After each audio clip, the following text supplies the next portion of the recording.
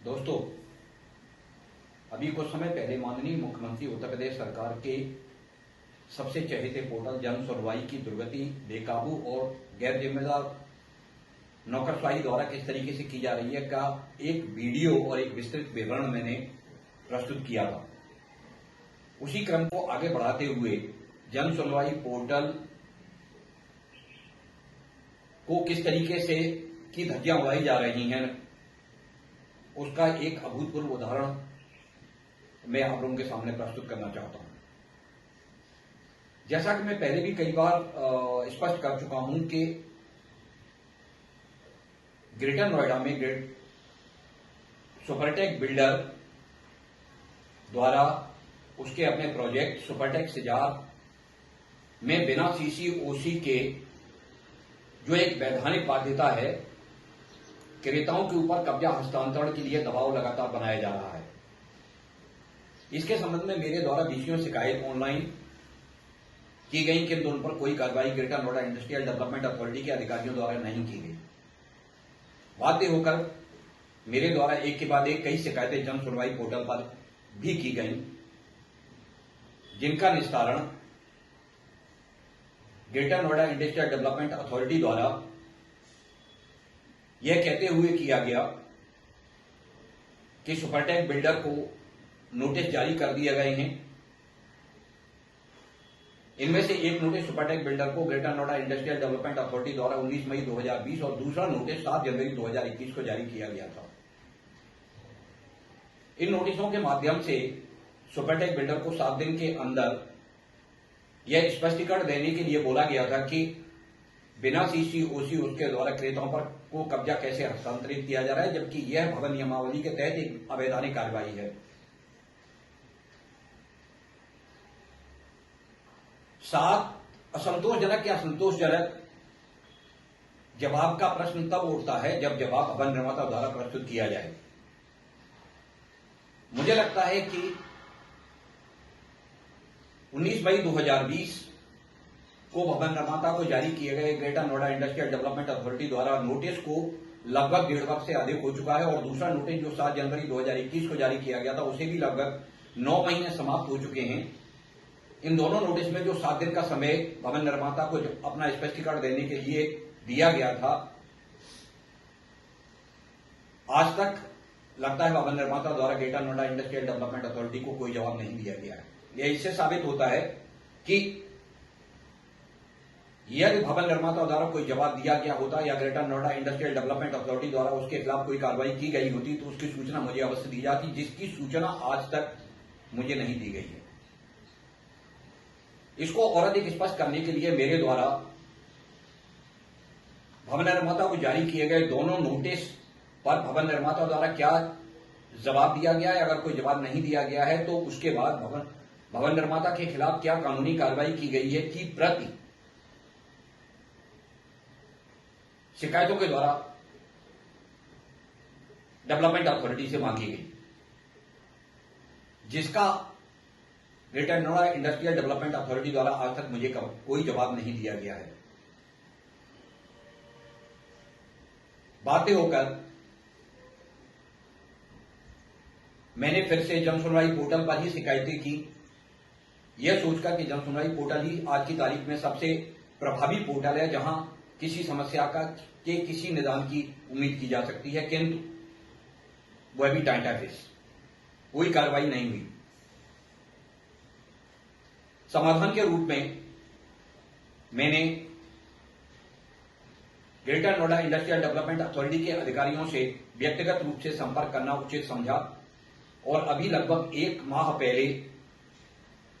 Greater Noida industrial development authority के ACEO से मैंने फोन पर वार्तालाप की और उनसे अपना पक्ष प्रस्तुत करने के लिए समय मांगा। 1 महीने पहले उक्त अधिकारी व दूसरे एसीईओ अर्थात एसीओ प्रोजेक्ट और एसीओ प्लानिंग, दोनों ही एसीओ से मेरे द्वारा मुलाकात की गई, जिसमें मैंने सुपरटेक बिल्डर द्वारा सुपरटेक सिजार में बिना सीसीओसी क्रेताओं को अवैध पर्यसन थोपने के लिए उसके संबंध में जन सुनवाई पर की गई शिकायतें और उन शिकायतों के बाद भी greater Noida industrial development authority द्वारा न की जाने वाली कार्रवाई के बारे में बताया। दोनों ही अधिकारियों ने मुझे आश्वस्त किया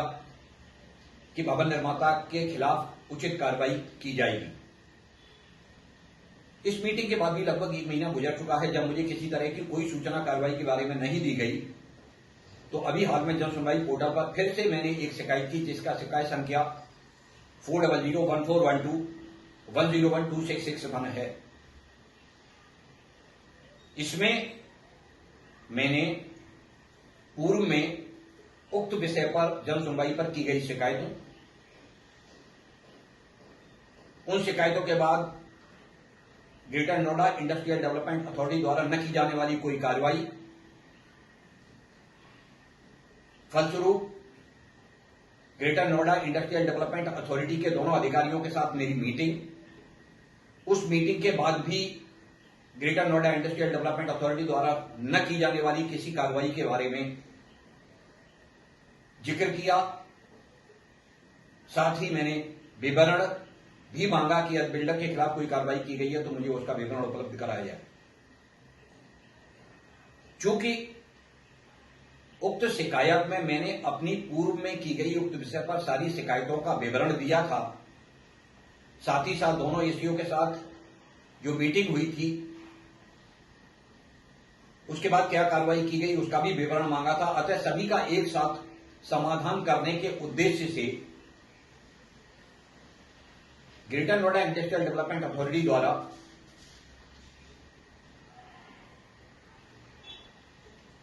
जिस तरीके से अभूतपूर्व मेरी शिकायत का निस्तारण किया गया, उसे मैं उक्त उदाहरण से स्पष्ट करना चाहता हूं। Greater Noida industrial development authority द्वारा 10 सितंबर 2021 को सुपरटेक के दूसरे प्रोजेक्ट इको विलेज के बारे में कोई दूसरा नोटिस जारी किया गया होगा। यह नोटिस किसी शिकायतकर्ता सतीश चंद्र झा की शिकायत के संदर्भ में जारी किया गया था। इस नोटिस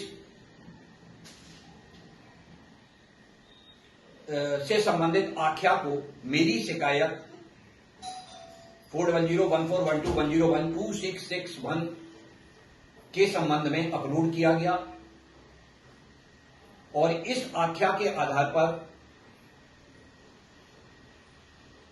जिसका मेरी शिकायत से कोई संबंध नहीं है, जिस शिकायतकर्ता का मेरी शिकायत से कोई संबंध नहीं है, उसकी विषय सामग्री का मेरी शिकायत से कोई संबंध नहीं है, उसके प्रोजेक्ट का मेरी शिकायत से कोई संबंध नहीं है, मेरी शिकायत को निस्तारित कर दिया गया। इससे अधिक अंधेरगर्दी का उदाहरण और क्या हो सकता है। इससे यह साबित होता है कि greater Noida industrial development authority के अधिकारियों का केंद्र प्रकरण सिर्फ एक ही उद्देश्य है कि जन सुनवाई पर की गई शिकायतों का किसी भी तरीके से निस्तारण किया जाए, चाहे उस निस्तारण के लिए प्रस्तुत की गई आख्याएं असंगत हों, बेबुनियाद हों या कैसी भी हो। जन सुनवाई पर की गई शिकायतों का किसी भी तरीके से निस्तारण, चाहे वो अनफाउंडेड हो या फाउंडेड हो, आधारहीन हो या बिना आधार के हो, आंकड़ों की खानापूर्ति करना ही प्राधिकरण के अधिकारियों का एकमात्र उद्देश्य लगता है। ऐसा नहीं है कि इस अंधेरगर्दी के बारे में माननीय मुख्यमंत्री को पता न हो। माननीय मुख्यमंत्री के ये अंधेरगर्दी माननीय मुख्यमंत्री के संज्ञान में है और माननीय मुख्यमंत्री द्वारा इस पर कई बार चेतावनियां जारी की गई, लेकिन ऐसा लगता है कि माननीय मुख्यमंत्री की चेतावनियां का भी इन अधिकारियों के ऊपर कोई असर नहीं है, अन्यथा ये बेबुनियाद कार्रवाइयां इस तरीके से लगातार अनवरत जारी नहीं रह सकती थी।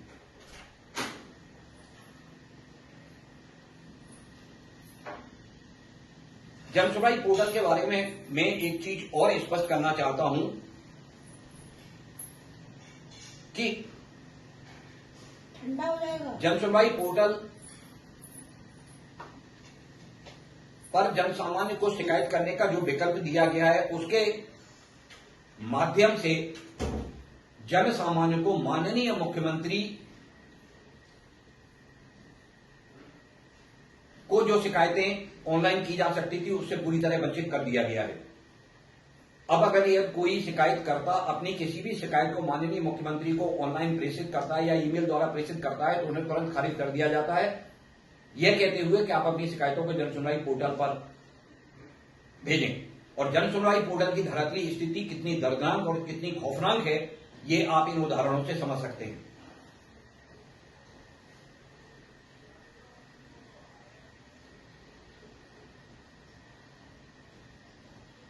जन सुनवाई पोर्टल